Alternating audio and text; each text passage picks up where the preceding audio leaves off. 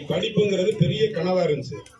1935 அப்புறம் திண்ணை கல்விக்கு அப்புறம் ஒரு ஏழை மாணவர்கள் படிப்பதற்கு சூழ்நிலையா இப்ப இருக்காது. ஏன்னா ரொம்ப தூரம் நடந்து போய் படிக்கணும். 10 கிராமம் 5 கிராமத்துக்கு ஒரு பள்ளிக்கூடம் தான் இருக்கு.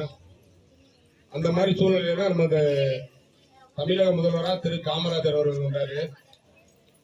படித்த நிறைய பேர் இருந்தார். படித்த நிறைய பேர் மாமேதைகள் அமைச்சராக வந்தாங்க. ஆனா ஒண்ணுமே கல்வி அறிவே இல்லாத காமராஜர் வந்த உடனே அவர் போட்ட முதல் திட்டம் முதல் கையெழுத்து ஏழை மாணவர்கள் படிக்கணும், அதுக்கு கிராமம் தோறும் பள்ளிக்கூடம் அமைக்க வேண்டும் என்பதுதான் அவருடைய முதல் கையெழுத்து.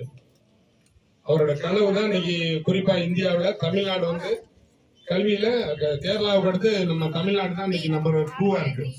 இதுக்கெல்லாம் முதல் காரணம் நம்ம தமிழக முன்னாள் முதல்வர் காமராஜர் அவர்கள் தான் என்பதை இந்த தருணத்தில் நான் உங்களுக்கு பதிவு செய்து கொள்கின்றேன்.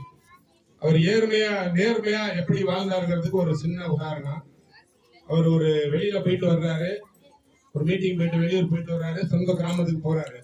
போகும்போது அவங்க வீட்டுக்கு மட்டும் பைப்பு போட்டிருக்க, அவங்க அம்மா தண்ணி பிடிக்கிறா, பைப்ல தண்ணி பிடிக்கிறா. இவருக்கு ஆச்சரியம் போச்சு. என்னப்பா எல்லாரும் திடீர்னு எப்படி பைப் வந்துச்சுன்னு கேட்டபோது அப்ப நீர்வளத்துறை அமைச்சரா இருந்தார். அவர் பேர் எனக்கு தெரியல. அவர் கூப்பிட்டு பேசும்போது இல்ல நமக்கு ரொம்ப சிரமப்பட்ட அம்மா அங்கே போய் தண்ணி பிடிக்கிட்டு வர அப்படின்னாரு.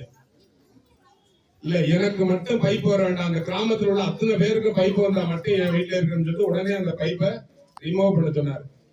இதே உங்களுக்கு சொல்றேன்னா, நேர்மையா நீங்க எப்போதுமே இருக்கணும். நேர்மை ஒண்ணுதான் புகழை தேடி தரும். பணம் புகழை தேடி தராது, இடம் புகழை தேடி தராது, தொழில் கூட புகழை தேடி தராது.